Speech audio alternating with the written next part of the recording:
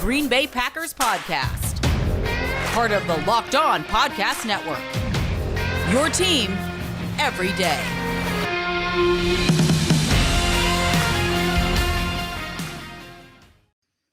You are Locked On Packers, part of the Locked On Podcast Network, your team every day. I'm Peter Bakhtiari, and I cover the Packers for The Leap, a newsletter I would love for you to subscribe to. You can follow me on Twitter at Peter_Bukowski. Follow the podcast on Twitter at Locked On Packers. Like us on Facebook. Subscribe to the podcast, iTunes, Spotify, Google Podcasts, wherever you find podcasts, you will find Locked On Packers, the #1 Packers podcast on the internet, and the show for fans who know what happened. They want to know why and how. There are things that matter and there are things that don't in the Packers' 37-30 loss in a game that means nothing in the standings from Sunday in Week 18. Here are the things that matter. The Packers offense went out on the opening drive, controlled the line of scrimmage. They got whatever they wanted. They marched down the field, 5 minutes. They lead the league in 5-minute drives. They lead the league in 5-minute touchdowns, and they scored. That's what they wanted to do. They wanted to go out and start fast. Here's the other thing that matters. Davante Adams is your new single season Green Bay Packers receiving yards record holder. That matters. Here's another thing that matters. A.J. Dillon, very good at football. That is an important thing to remember. Amari Rodgers, very bad at football right now. That matters. I know this is a meaningless game in the standings, but Amari Rodgers playing like that is proof he cannot be on this team in a meaningful way in the postseason. And you're going to get David Moore as the returner. If Randall Cobb is back, and we expect him to be back, if Marquez Valdes-Scantling is back, and we expect him to be back, though we don't really know what the injury was. He limped off the field. They're calling it a back injury. You've still got Lazard, EQ, Davante Adams, and Cobb. If you can play Malik Taylor, you try. If you try and get David Moore out there, Amari Rodgers, at this point in his career, and he may still become something, he cannot be trusted. Not on returns, cost the Packers 7 seconds on that last drive, taking the ball out of the end zone for no reason. It matters that he sucks right now. And again, he's a rookie. Most rookies are bad. This is not the nail in his coffin on his career. We're going to get more to nails and coffins in a little bit. Defensively, I understand some concern about the defense. Here's the part that's real. You got to figure out the trick play thing. And not just because they're trick plays, but what the Lions did in each case was they used a lack of discipline on the backside, giggity, against the Packers in each one of those trick plays. It was ball going one way, ball coming back the other way, and either a pass or just a run. They got them on a reverse run as well. Packers' backside defense has been bad most of the season. And unless it's a boot, you get those boot backside nakeds. Man, I'm really just throwing them out there, aren't I? And they've actually played those well, but they have to get that shored up. Defenses that want to play fast, and they want to play fast and come downhill, they have to be able to flow while also playing disciplined on the opposite side, the non-play side. And they just haven't done that this season. The Lions exploited it to the nth degree. Now, in a playoff game, are you going to expect 3-4 trick plays? Are you going to expect a punt, a fake punt that Tipa Naliai actually played terrifically? They actually played that really disciplined. They did a special teams. He spotted that and defended it well. It's not that they scored 14 points in this game off of trick plays. And one of them was off a trick play in the low red zone off a turnover when Juwan Winfrey fumbled the ball. And that's just, you're not going to expect that to happen on any sort of consistent basis, right? Still, that misdirection stuff, you have to get sorted out. Here's another thing that I don't know if it's matters or not yet. Aaron Rodgers in the first half, when the offense wasn't quite going, he was doing a lot of things off schedule. Hold, dance, throw. And because David Bakhtiari was out there, by the way, that matters for sure. Josh Myers out there moving bodies, that matters. Lucas Patrick starting at right guard with Josh Myers out there as well. That matters to me. That matters a lot to me. So the hold, throw stuff with David Bakhtiari back, is he going to feel confident that he can do that? And is it going to get him outside of structure a little bit? I mentioned this during the game on Twitter. If you're going to put the guys out there to stay in a rhythm, then you need to play in a rhythm. They didn't do that. Now, do I think it's a big deal? Probably not. But we have seen it. The comparison that I compare it to is the home run derby. You can be a great hitter, go to the home run derby, and trying to launch bombs can affect your swing for a little bit. So is Rodgers going to go, well, that worked. I can hold, pat, and try and hit something downfield, which, by the way, they never were able to do?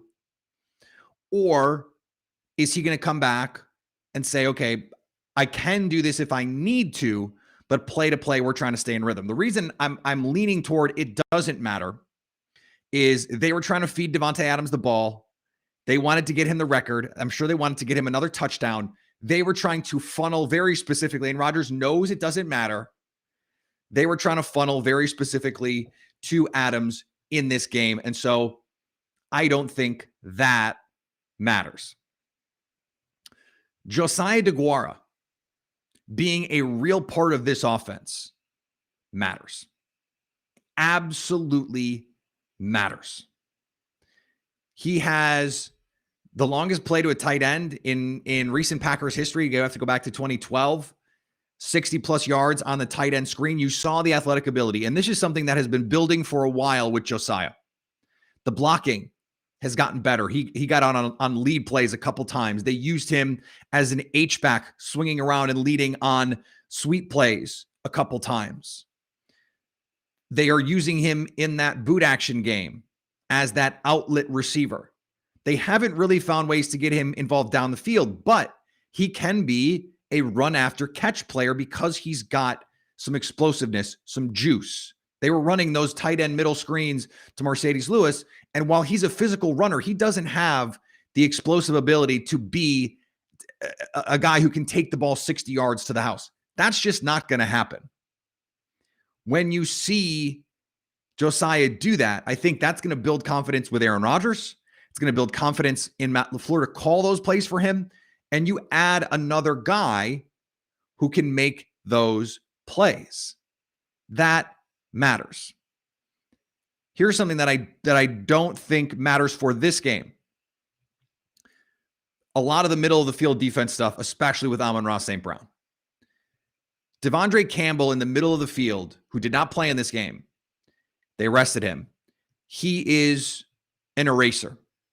Crossing routes, he's such a good communicator, getting everyone in the right place, making sure that if someone's coming across the field, he's picking him up. And then when he's leaving Campbell's zone, that he makes sure that the flat defender knows he's incoming.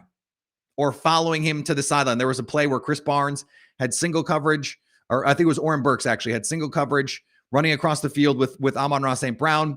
And I just was like, Devondre Campbell makes that play. He may allow the catch, but he makes the tackle. Burks couldn't get there because he reacted late. And then all of a sudden he's coming from flat-footed, whereas Campbell would have been in motion. He would have anticipated it. He'd have seen it, and you can make those plays. The Packers, top 5 in DVOA when teams throw to the left and when teams throw to the right. They are 19th when teams throw to the middle of the field. So already the middle of the field is a little bit problematic for them. But by the way, they're second when teams throw deep. You can't beat this team deep. The middle of the field has been where they've had some issues, but it's more that short middle. They're allowing teams to catch and run. Not when Campbell's in there, though. This is more on like 3rd and 12. They allow someone to pick up 8, 10, 12, 14. That's been an issue all year. I don't know what to make of the play of the safeties. Darnell Savage, a couple missed tackles in this game. He's been so up and down, so hot and cold. That part is real, but it's not different from this game. A couple other things that matter. The Packers' offensive line protecting Aaron Rodgers absolutely matters. So the return of David Bakhtiari, we know that, the return of Josh Myers, but they had continuity. almost right away. Cohesiveness. Now, were they moving all kinds of bodies in the run game? No. But I think this team, as it's currently constituted with Lucas Patrick and all those guys, you're probably going to get Billy Turner back as well. This offensive line is going to be awesome. It's going to be awesome in the postseason. If you can protect Rodgers, we saw it in this game. Pressure created issues. When they were able to get pressure, when they brought that AA pressure, or when they brought a zero pressure, Rodgers sped up a little bit. Guys weren't getting open. They did. Ifatu Melifonwu, who longtime listeners of this show will know, I'm a big fan if he was on this program. He did well against Davante Adams a couple times.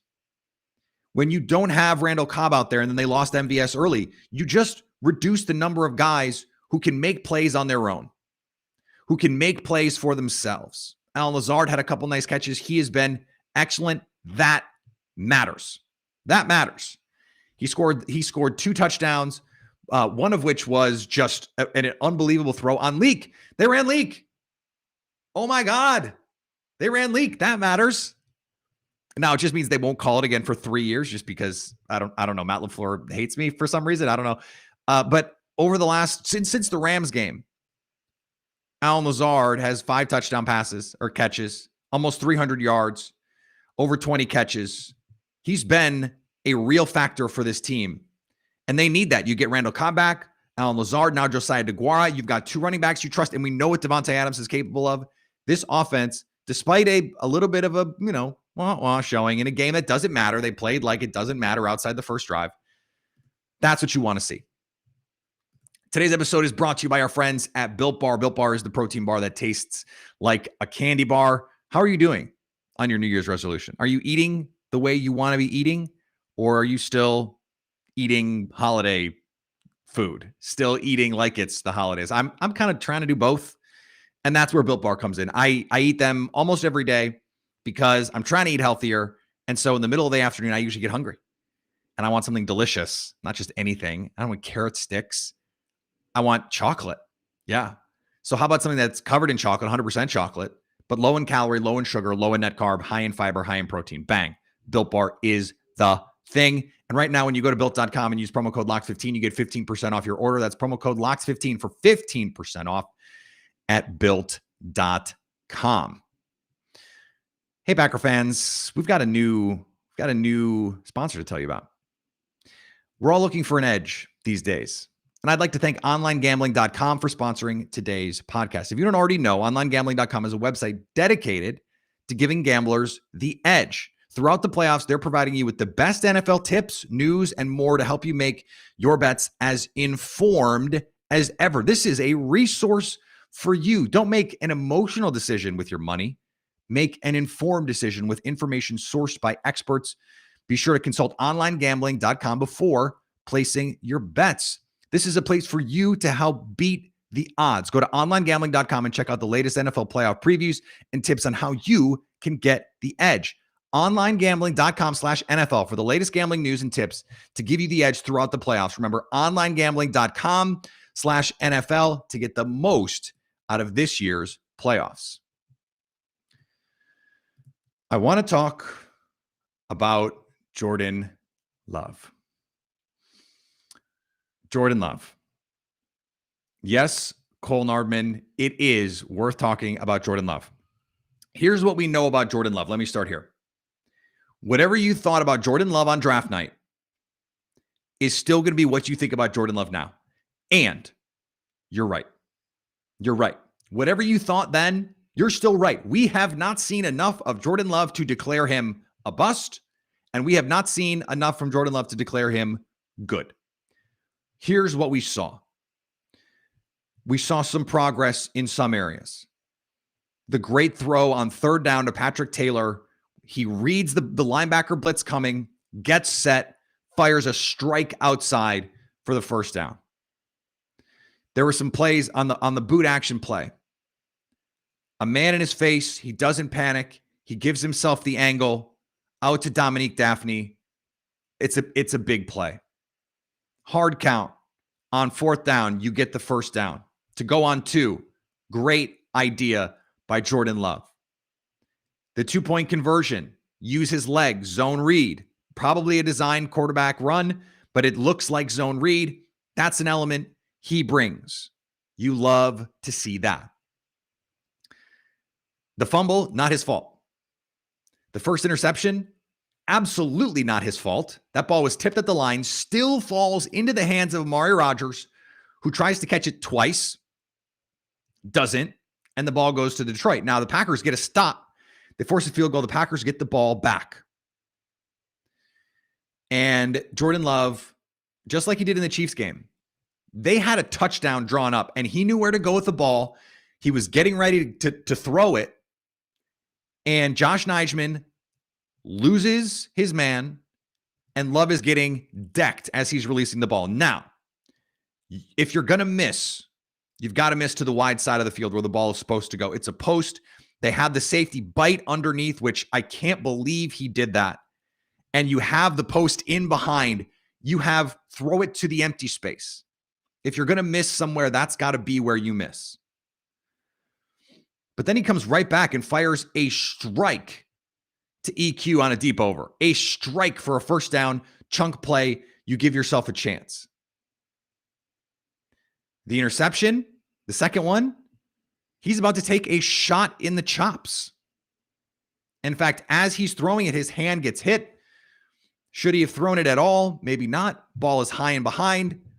It goes to the safety. These are rookie mistakes. He is essentially a rookie. What I want to remind you is this is not enough. We don't know. He made some progress. That's important. I mentioned this about Baker Mayfield. I talked about this the other night when the Browns were playing.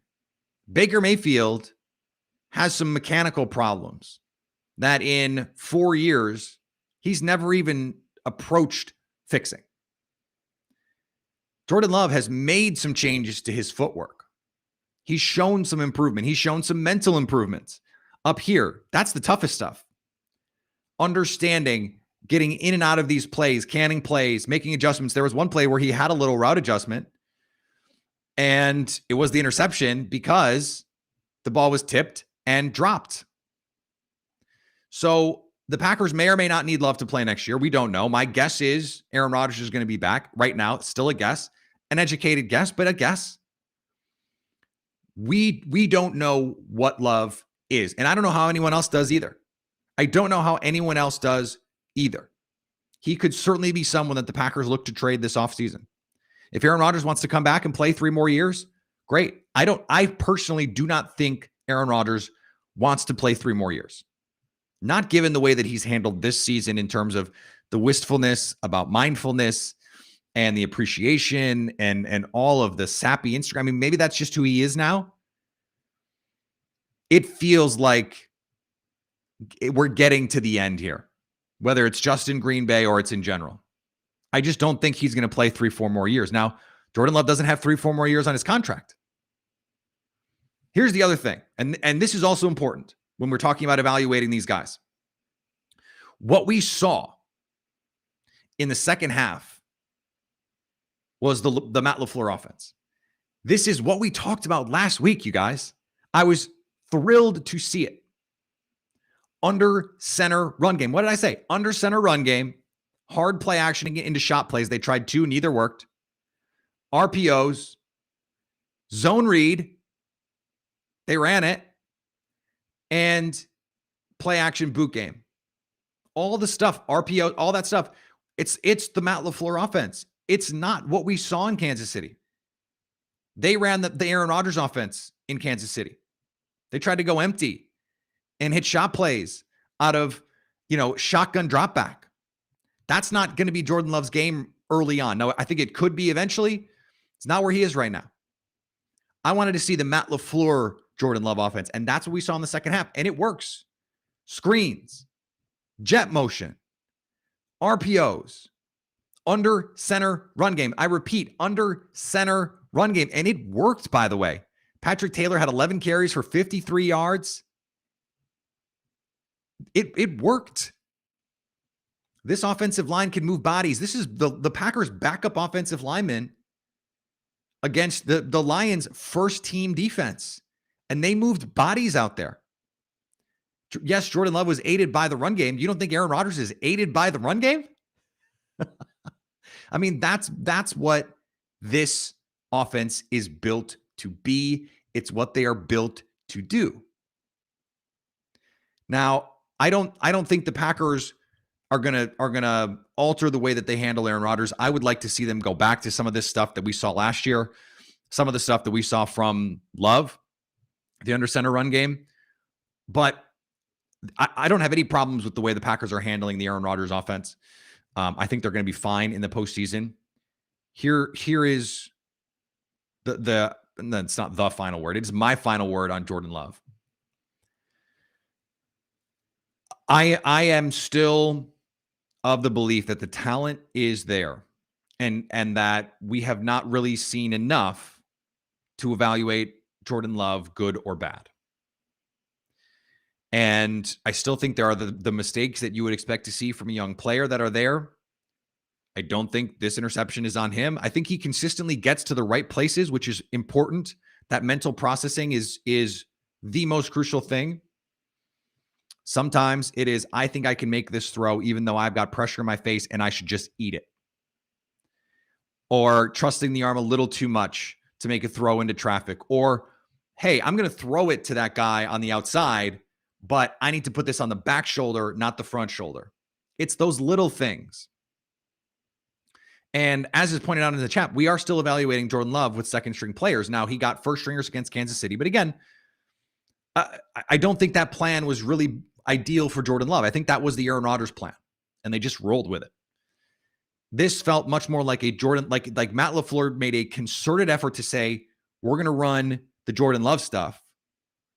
And it was relatively effective. Now, I thought they got a little run heavy, but also Amari Rodgers is out there.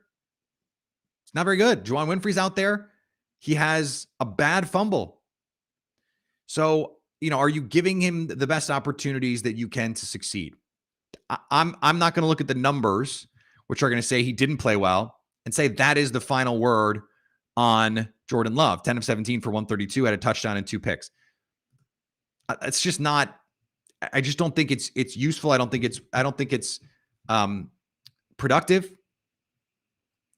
And we're going to get more opportunities to evaluate Jordan Love, whether it's this offseason, whether it's in the spring, whether it's next preseason.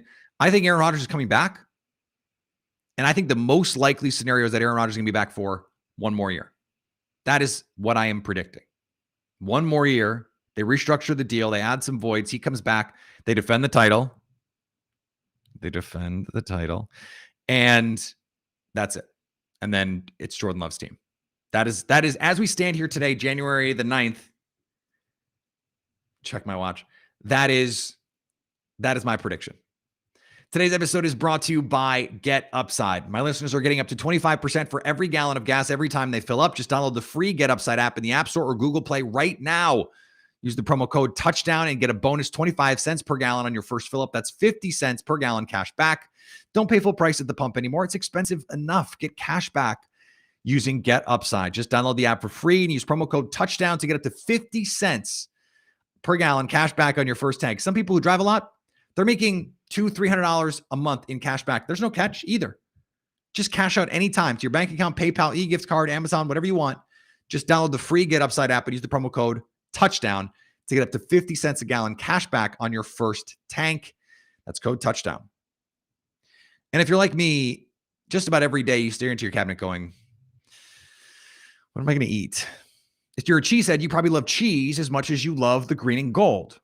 You know how the best part of a grilled cheese sandwich is the cheese that melts off in the pan and gets crunchy? I did this with a patty melt today, in fact.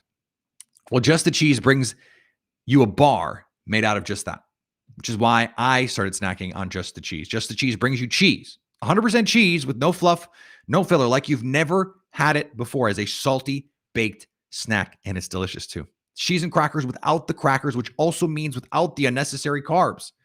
I love the jalapeno with the spicy, cheesy combo. The grilled cheese flavor is also really good. It's a classic. My son loves that one. Little pieces for the baby. Just natural cheese baked until it's crunchy to give you the great taste of Wisconsin cheese with the crackle of a cracker. You can support 2 Midwest businesses when you buy them at Quick Trip. I think when we look back on this game, we are going to say that the decision to play the starters didn't ultimately matter. Now, if we're assuming MVS is healthy, I think that's a real thing. We don't know. Why would you look back at this game? Good point. And I do think it's really important that David Bakhtiari got out there. That was important for him to play. Josh Myers, for him to play. That was essential that those guys get out there and get some playing time. Again, Josiah Deguara, it was important for him to be out there. He probably would have been out there no matter what. Allen Lazard having a big day. Teams are going to have to be worried about Allen Lazard. You put that on tape one more time, that matters. You could have played him with Jordan Love. Jordan Love could have taken the whole game. Now, I understand. You wanted to get Davante Adams the reps, and you wanted to put David Bakhtiari out there with Aaron Rodgers. All of that makes sense. I thought they were probably out there 2 drives too many. I could have done just a touchdown or just the first quarter. And the trick play ruined my Packers -1 in the first quarter bet. I had that at even odds. Dang it. This is a team that is getting better. They're the best team in the league, and they're getting better. They're going to get Jair Alexander back. They're going to get Randall Cobb back. They just got Josh Myers and David Bakhtiari back. And do not be surprised if Zadarius Smith is mysteriously practicing next week or in 2 weeks. Just don't be surprised when that happens. I don't think it should be surprising at all. We have a lot more to come. I have a very special guest coming on later in the month. So this is the push. This is the time. This is playoff time. This is what you listen to this show for. This is what we come here for. This is what we're doing for the playoffs, for the chance to go win a Super Bowl. So stick with us. We got a lot more coming here. We're here 5 days a week now through the Super Bowl, and hold on tight. Hold on tight. You can follow me on Twitter, Peter_Bukowski. Follow the podcast on Twitter, Locked On Packers. Like us on Facebook. Subscribe to the podcast, iTunes, Spotify, Google Podcasts, wherever you find podcasts, you will find Locked On Packers. And anytime you want to hit us up on the Locked On Packers fan hotline, you can do that, 920-341-3775 to stay Locked On Packers.